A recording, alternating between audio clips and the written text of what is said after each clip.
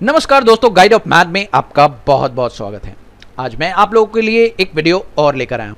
वैसे तो ये कॉन्सेप्ट आप लोगों ने पढ़ा ही होगा। मैं इस कॉन्सेप्ट के बारे में क्लैरिटी देने वाला नहीं हूं। Bill to and ship to ये कॉन्सेप्ट मैं आपको बताने वाला नहीं हूं, बस मैं आपको इसकी क्लैरिटी दूंगा। आज ध्यान से देख लीजिएगा, हो सकता है आपका कोई भी डाउट इससे रिलेटेड हो, और अगर आपका छोटा सा भी डाउट इससे रिलेटेड है तो आज वो सारे डाउट मैं क्लियर कर दूंगा। तो ध्यान से देखिएगा, इस वीडियो को अंत तक देखिएगा, तभी समझ में आएगा। चलिए बात करते हैं दोस्तों। आप जानते हैं कि बिल टू का शिप टू का कॉन्सेप्ट सिंपल सा ये यूज होता है कि बिल पर नाम किसका है और शिप कहां कर रहे हैं, यानी डिलीवरी कहां हो रही है और बिल किसके नाम से कट रहा है। अभी जैसा कि आप देख सकते हैं, ये एक सेल्स का बिल है और इस पर CGST HGST लगा हुआ है। इसका मतलब सन स्टोर एक पार्टी है जो कि विद इन स्टेट पार्टी है। बात सिंपल सी है। और अगर मैं इस पर एंटर करता हूं तो एंटर करने के बाद मेरे सामने एक स्क्रीन अपीयर होगी, जो कि आप देख सकते हैं। ये है वो स्क्रीन जिसकी मैं बात कर रहा हूं और जो कि आपकी प्रिंट पे भी शो होने वाली है अगर आप प्रिंट लेते हैं तो। अब दोस्तों, ये स्क्रीन अगर आपको शो नहीं होती तो आप जानते हैं ये बात भी, क्योंकि आप बिल टू शिप के कॉन्सेप्ट को जानते हैं, और अगर आपको ये पता है कि भाई बिल टू शिप टू कैसे आता है, तो आप ये भी जानते होंगे कि यहां पर F12 प्रेस करके अगर आप पहले ऑप्शन को यस कर देते हैं तो आपको बिल टू शिप टू का ऑप्शन मिल जाता है। लेकिन दोस्तों, बिल टू शिप टू है क्या, इसको समझने के लिए मैं आपको बताऊंगा एक छोटा सा पॉइंट। चलिए एक छोटे से एग्जाम्पल से समझने की कोशिश करते हैं। मान लीजिए जो सन स्टोर है ये मेरे एक दोस्त की कंपनी है, मेरे एक दोस्त का स्टोर है जिसका नाम है रवि। तो मैंने यहां पर मेलिंग नेम में उस व्यक्ति का नाम लिख दिया जो इसका मालिक है, और उसका पूरा एड्रेस डिटेल्स मैंने यहां पर लिख दिया। इसका मतलब यह है कि जो ऑर्डर प्लेस करने वाला व्यक्ति है, जिसने ऑर्डर दिया है, आप जानते हैं कि ऑनलाइन शॉपिंग पर ऑर्डर प्लेस पहले होता है। तो सपोज करते हैं कि यहां पर सन स्टोर के मालिक रवि ने ऑर्डर प्लेस किया है, जो कि ऑनलाइन ऑर्डर दे रहा है। तो सीधी सी बात है, जब ऑनलाइन ऑर्डर होगा तो बिल जो कटेगा वो सारा का सारा, उस पर सारी डिटेल्स रवि की आएगी। लेकिन ऑनलाइन शॉपिंग वाले आप लोगों को एक बात और पूछते हैं, वो ये कि क्या आप उसी प्लेस पर डिलीवरी भी करवाना चाहते हैं। अगर आप डिलीवरी भी उसी प्लेस पर करवाना चाहते हैं तो आप लोगों को जो राइट साइड में शिप टू का ऑप्शन दिख रहा है, इस ऑप्शन पे भी सेम डिटेल्स चढ़ा देनी है।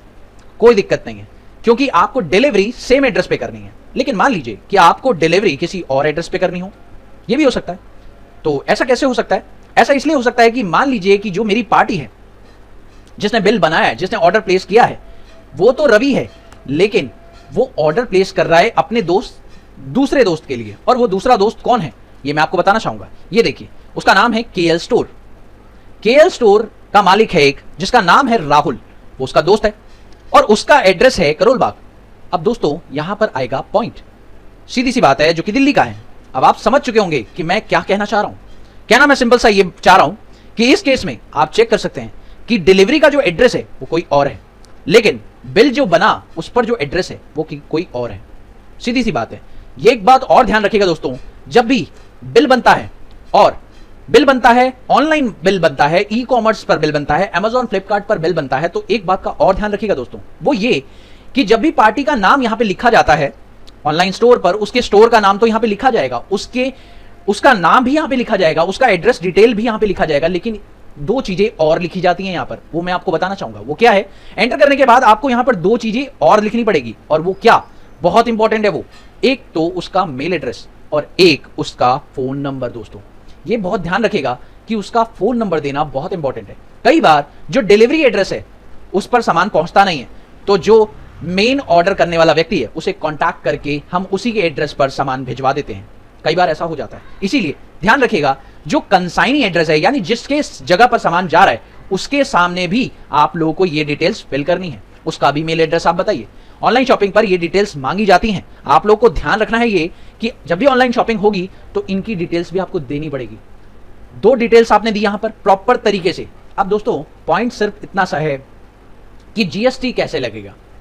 अब GST डिपेंड होता है प्लेस ऑफ सप्लाई से, और प्लेस ऑफ सप्लाई यहां पर है कर्नाटका। ध्यान रखिएगा। अब GST पे करने वाला व्यक्ति, बिल की पेमेंट करने वाला व्यक्ति अगर रवि है, तो सीधी सी बात है, रवि तो बैंगलोर यानी कर्नाटका का व्यक्ति है, तो वो CGST HGST ही पे करेगा, क्योंकि हमने बिल तो रवि के नाम से ही काटा है। लेकिन जो डिलीवरी एड्रेस है वो तो राहुल के यहां पर है ना।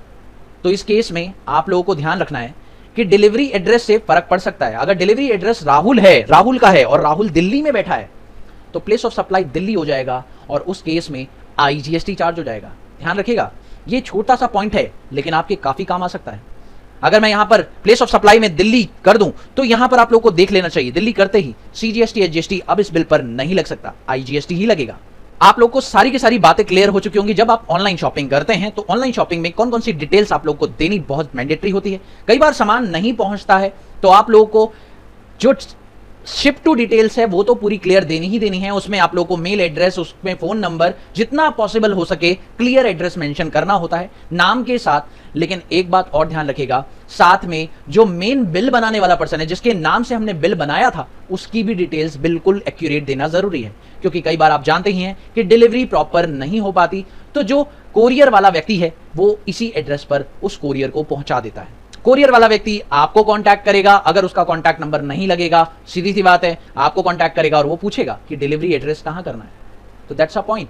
आप लोग को ये बहुत ध्यान रखना है कि ऑनलाइन शॉपिंग पर ये बिलिंग के कॉन्सेप्ट बहुत स्ट्रांग है, आप लोग को इसे बढ़िया से समझ लेना है। मुझे उम्मीद है कि आप लोग को ये बातें अच्छे से क्लियर हो चुकी होंगी। अगर आप लोग को छोटा सा भी डाउट आ रहा है इससे रिलेटेड तो आप लोग मुझे कमेंट कर सकते हैं, और अगर आप लोग को अभी भी कोई समस्या है तो मुझे बताइए, मैं इसके ऊपर एक और वीडियो बना दूंगा। फिलहाल के लिए मिलते हैं आपसे एक नेक्स्ट वीडियो में। और हाँ दोस्तों, जाने से पहले एक बात बोलना चाहूंगा कि आप लोगों ने अगर ये वीडियोस नहीं देखे, आप जानना चाहते हैं कि बिल टू शिप टू का कॉन्सेप्ट कैसे काम करता है, तो आप ये वाला वीडियो जरूर देखें। और साथ में आप ये भी जानना चाहते हैं कि जो बायर हैं दोस्तों, अगर आप ये जानना चाहते हैं कि कॉस्ट सेंटर से रिलेटेड कोई एरर कैसे सॉल्व किया जाता है, तो उसके लिए आप राइट वाला वीडियो देख सकते हैं। तो उम्मीद है कि आपको बातें समझ में आ गई होंगी। मिलते हैं आपसे नई वीडियो में, तब तक के लिए देखते रहिए, सीखते रहिए। Thank you so much for watching this video. Have a wonderful day दोस्तों। Happy learning. बाय।